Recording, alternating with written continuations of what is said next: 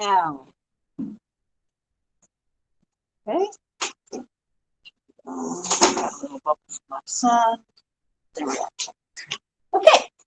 All right. So we're about to watch a little video. It introduces to all the things that we are going to be reading and what this unit is about. We always do that. Like I said, it's 4 to 5 minutes, and it will introduce us to the Read 180 workshop. Our particular workshop is called Killer Plate. It's workshop number 2 that we will be doing. So, go.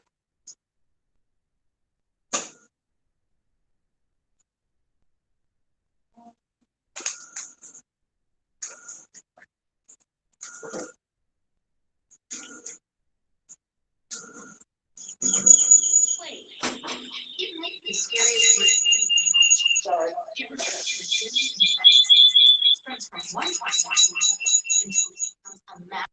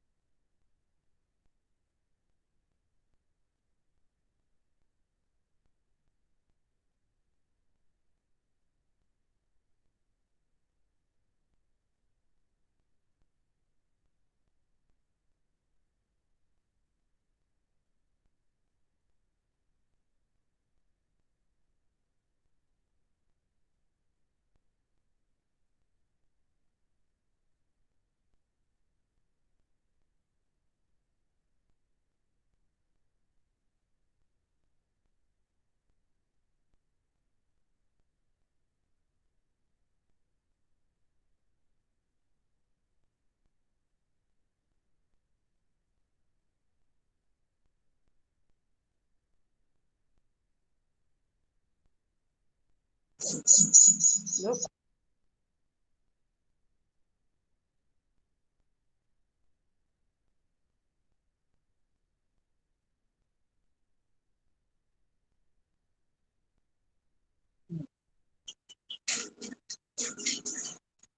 All right, so we are going to be reading those particular stories. We're going to look at smallpox. We're going to look at Ebola.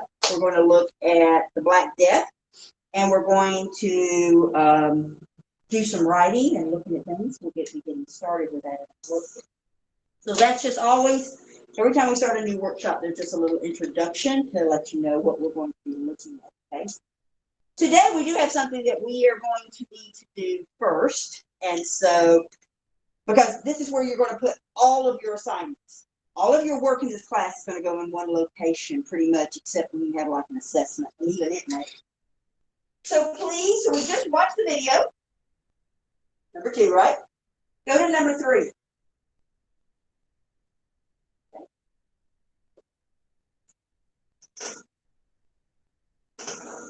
Now, we've got a couple of things here.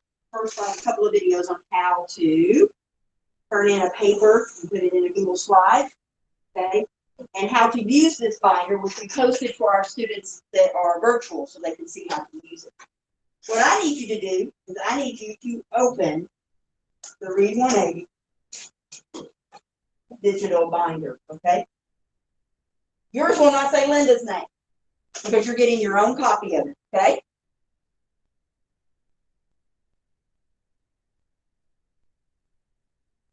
Right, everybody there? So this has been created to look like a notebook. In fact, if you put it eventually in presentation mode, right? If you were clicking, you could click on any of the links and it would go to a section that's in it, okay? But when you're working with it, you're not going to have it on presentation mode, okay? You're going to actually have it looking just like this, which is just a very long Google slide. So in this at the book beginning right there, I want you to put your name in the box where it says name, I believe.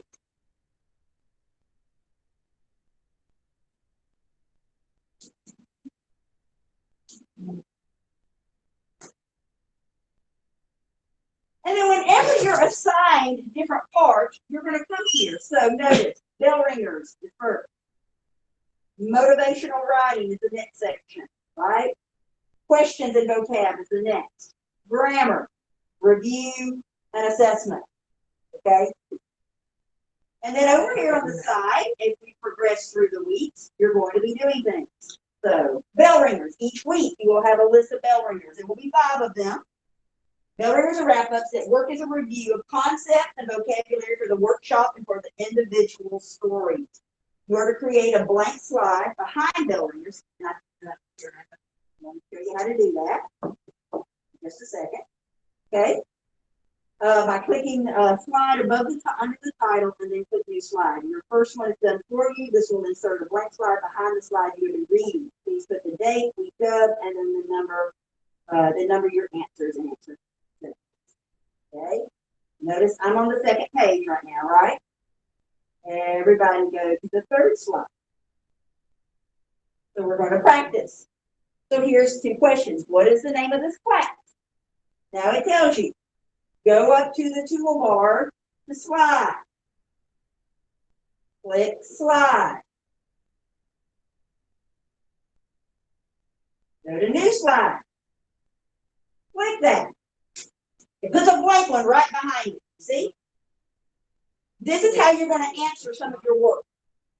Some of them will be pre-made for you, and you'll just type in them. Others you'll not. So here, you can click in either of the boxes. I don't care which one, but answer what's the name of this class, people. Type in Read 180 for me, please. This is your practice. I'm doing one slow to practice. Okay? So you type Read 180. Okay? And now it's in there.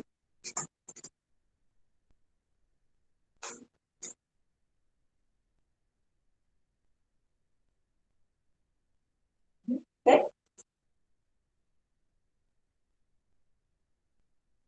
Wait just a second, because she's getting in there, right?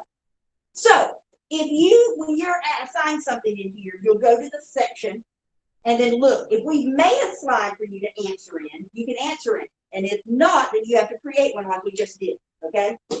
So if you will now go down to the next slide, here is your questions that'll be for this week after we do our reading in a few minutes. And we have made an answer, a sheet and a slide in there that you'll actually type your answers in, okay? As a sample one for you. Now I'm actually going to scroll down, because we've got several weeks. Your next section is motivational writing. We will do a 5 to 10 minute writing in this class every week, unless we're actually working on something bigger, right? And so in each one of these, you will have a slide. So, and you can probably see it better on your screen, but right, that's Robin Williams. And he says, no matter what people tell you, words and ideas can change the world. Your direction, answer one or more of the questions below. Responses must be no less than 30 words, okay?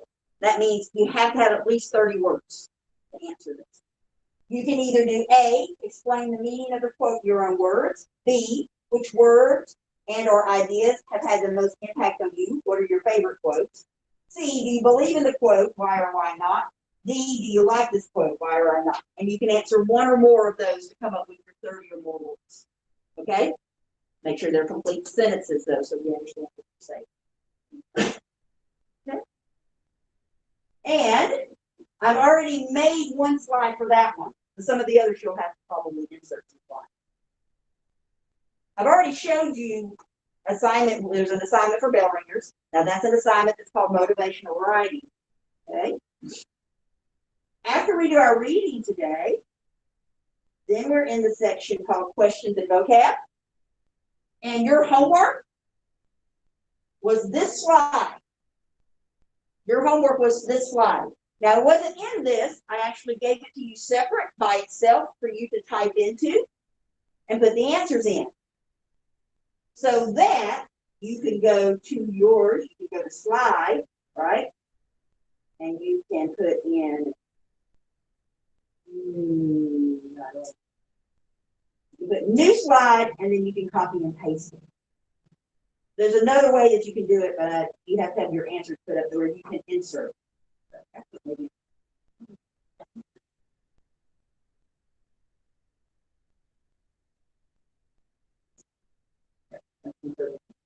Okay. I think you have to actually be in the homework slide, and then there's a place you can say insert the desk and where the telephone. Okay? So you would just simply click new slide, and then you would go copy that slide and paste it in. Okay? Does that make sense? Now, if you haven't done this, and this was your homework assignment over the weekend, you need to get that done. Because technically it was due yesterday. All right? Okay. Because we're going to be talking about those words. So that's how we will use this.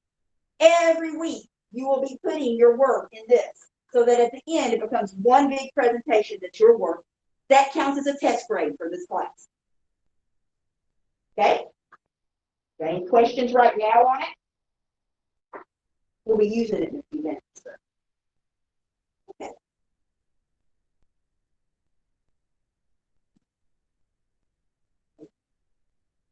So 3 was the binder. 4, there's that motivational writing I told you that said you have the assignment. Go to your workshop to killer plays. Now that you've opened this, let me show you how you find it. You can find it one of 2 ways, right? You go to your waffle, and you can either go to Drive, or you can go to Slides. You click on Slides. So you just opened it up. It's going to be right there. Okay? The other place you can look for it, of course, is in Drive. Slides is probably the fastest way. But you're going to actually click Shared with Me. Yeah, I'm going to go where else.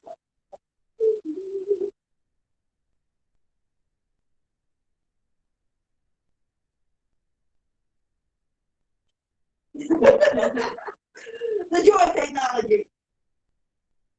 It thinks it's there. Up there thinks it's there. It's not there.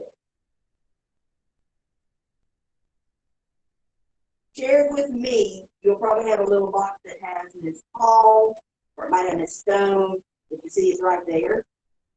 And who the person came from. So if you find it, if you can't find it on, that's where the link drive. Have to click the share link. Because this is your personal stuff.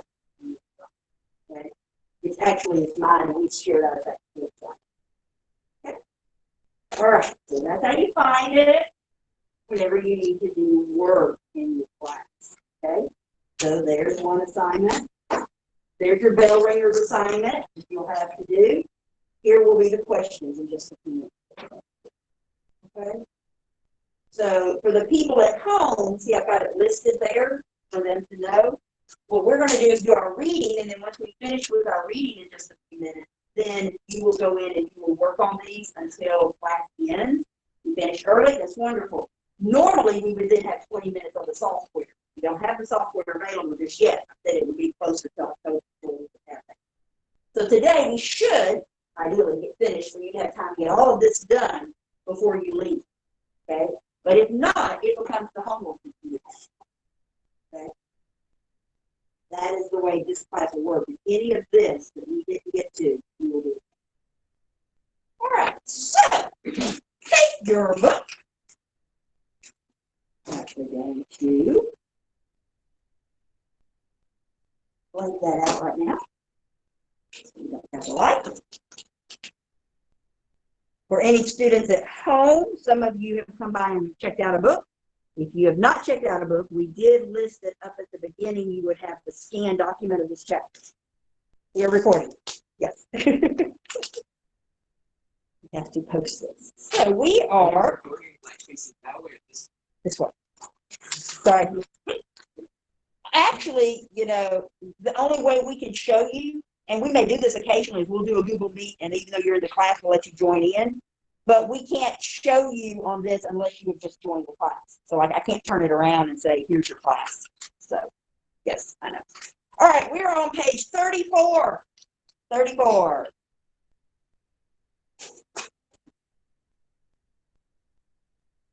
Okay, page 34. I'm going to get my big book. One of my new ways to add in weight with me.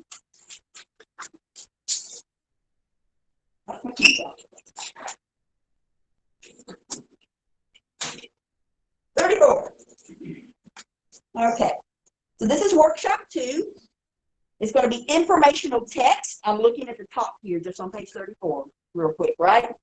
We're going to be looking at how a sequence of events and how they affect in telling informational text, how important they are. We're going to learn how to synthesize information. There's our 3 readings: prepared for smallpox, a killer without a cure, the Black Death that we saw in the video. Down at the bottom, killer plagues. These deadly diseases can't be seen with the naked eye. They spread quickly from person to person. Until they've done their dirty work, you wouldn't even know they were there. But make no mistakes, plagues are killers. In the past, plagues have destroyed villages, towns, cities, even whole civilizations. Has the time of the killer plague come again? And obviously, we find ourselves in that, right? It's really interesting because I didn't pick this because we were already in the plague.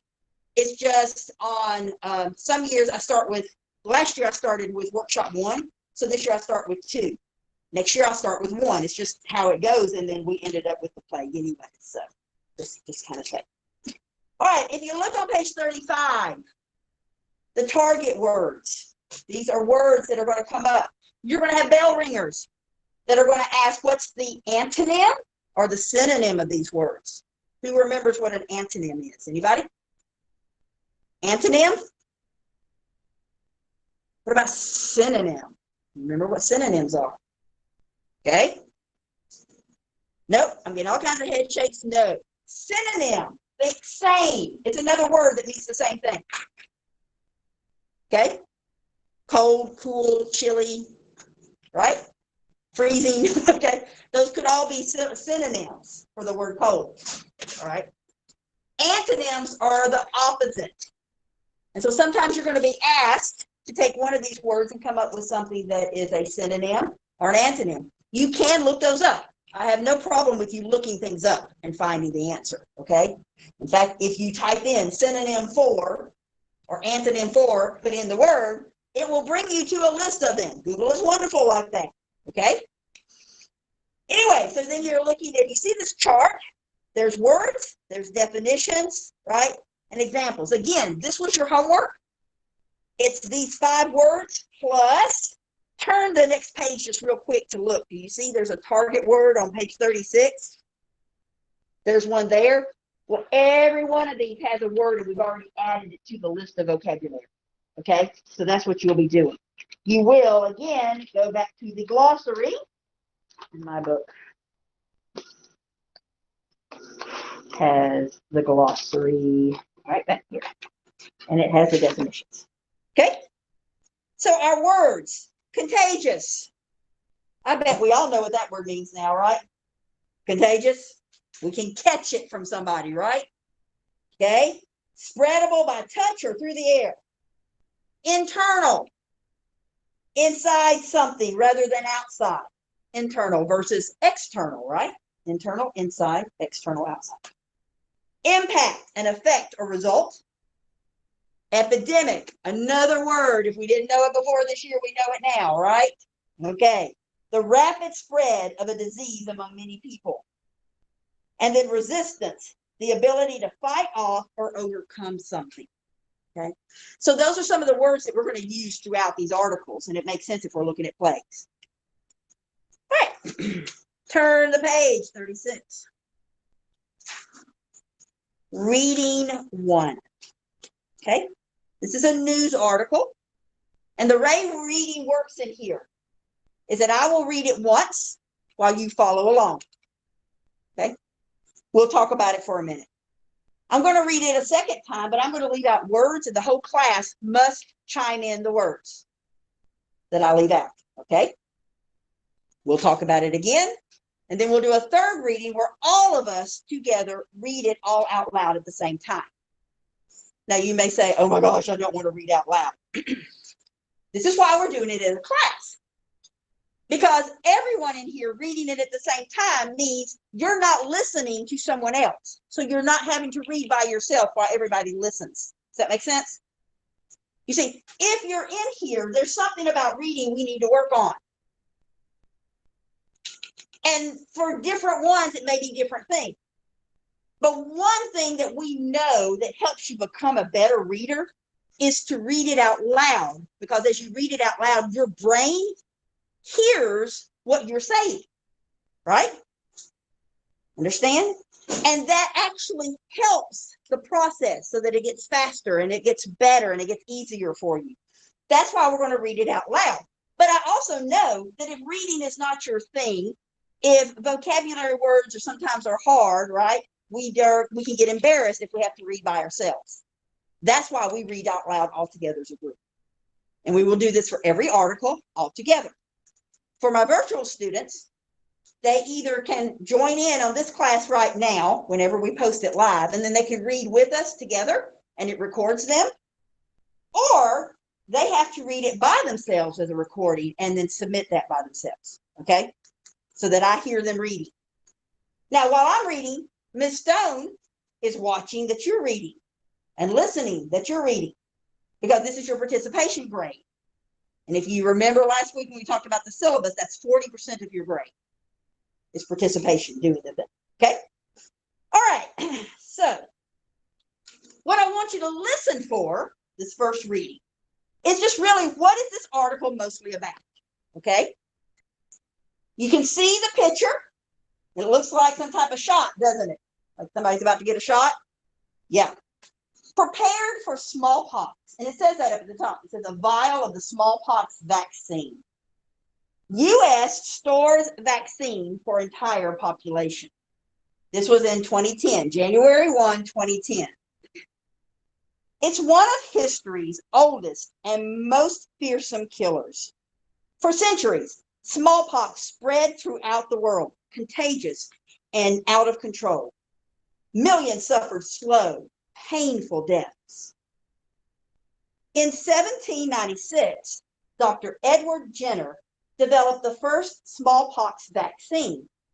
People lined up to take the vaccine, and the number of smallpox cases dropped dramatically. Then, in 1977, the smallpox virus was wiped out completely.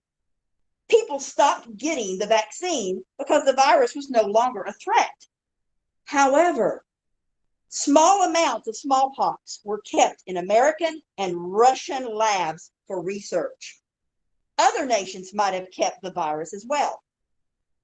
After the events of September 11, 2001, people began to worry that terrorists might use smallpox in an attack. How is this feasible? Well, a terrorist could become a living bomb, passing the virus to a surrounding crowd. Or the virus could be sprayed in the air with a mister. How real is the threat? No one knows for sure. But the U.S. is prepared. In 2002, the government ordered enough smallpox vaccines for the entire population. If the plague of smallpox strikes again, we'll be ready. Now, I didn't go into the word, but you see at the bottom, vaccine. I think we've also been hearing that word a lot, right? A substance that protects people against getting a disease, right? So what is this article mostly about? Smallpox, okay? Smallpox is what is it? A disease. A disease, a disease. And of the disease, it's a virus, just like COVID is a virus and SARS is a virus, okay? It's a virus. Good, okay? What are we worried about with it? Terrorists might use it. See, I am quite old, so I definitely had the smallpox vaccine when I was a kid, right? Okay. I don't know that my kids got it. They stopped doing it in 77 because everybody had gotten the vaccine. There was no more outbreaks. So they stopped giving it after that, right? So I know my kids didn't have it. So now some of us have had the vaccine, but a lot of people haven't. And that's why they were talking about it could be a threat, because that would actually harm young people with it. Okay. Okay. All right. So now we're going to read it a second time. I'm going to be leaving out words. Okay. I'm actually going to switch books a minute.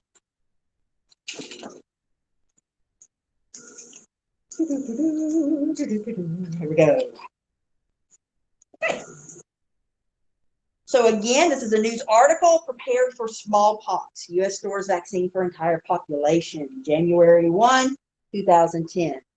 It's one of history's and most fearsome, most centuries smallpox throughout the contagious and of control. Millions suffered painful. In 1796, Dr. Edward Jenner developed the smallpox vaccine. People lined up to the vaccine, and the number of smallpox dropped dramatically. I got to hear you, okay? We're about right here. I'm going to read out words. Follow along. Then, in 1977, the virus was wiped completely. Good. People stopped the vaccine because the was no longer okay. Gotta hear you. Let me make sure we can see your mouth, or let me hear you. All right. Okay. However, small amounts of smallpox were in American and Russian for research. Other nations might have the virus as good. After the events of September 11th, 2001, began that terrorists might use smallpox in an. How is this feasible? A terrorist, sorry, yes, I know it's a question and I pause, sorry. A terrorist, good, become a living, passing the virus to a surrounding, or the virus could be in the air with a mister. How real is the threat? No one knows for but the U.S. is prepared. In 2002, the government Good. Enough smallpox vaccine for the entire good population. If the plague of strikes will be good. Excellent. Okay. So why might it be dangerous if the smallpox virus got into the wrong hands? Why might it be dangerous if the smallpox virus got into the wrong hands? They could set up an attack. Exactly.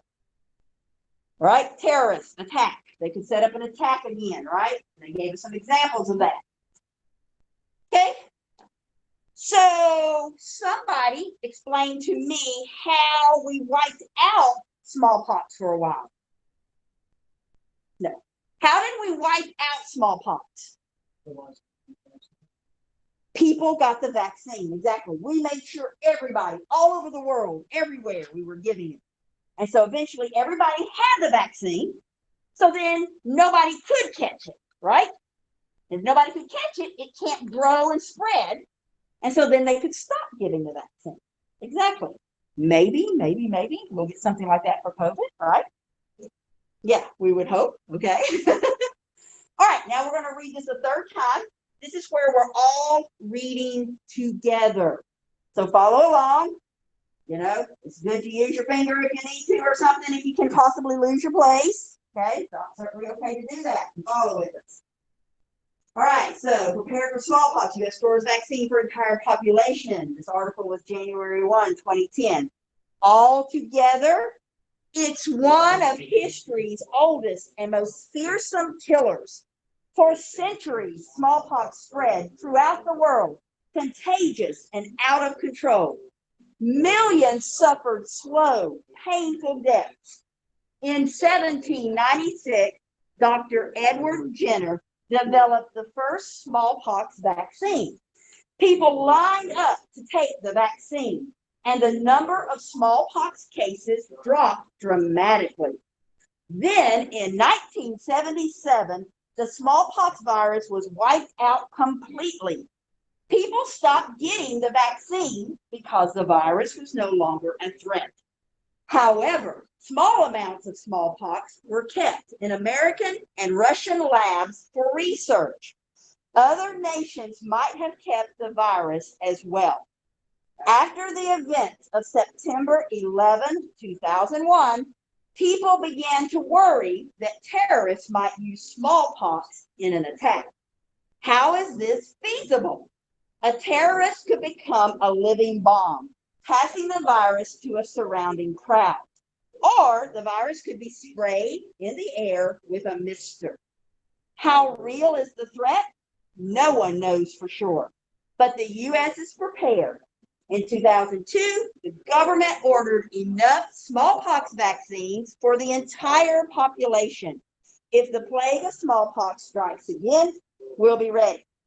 Okay? So, we got feasible. They mentioned that. Feasible was your target word. It was one of your vocabulary words that means possible. How is it feasible? It's saying how is it possible, right? Okay, look at this side for just a minute. Everyone look at the next page, okay? Article, flip it over. Hey, right there. This is a sequence of events. Remember I said at the beginning that we were going to be looking at sequence of events. Sequence of events simply means the order in which something happened.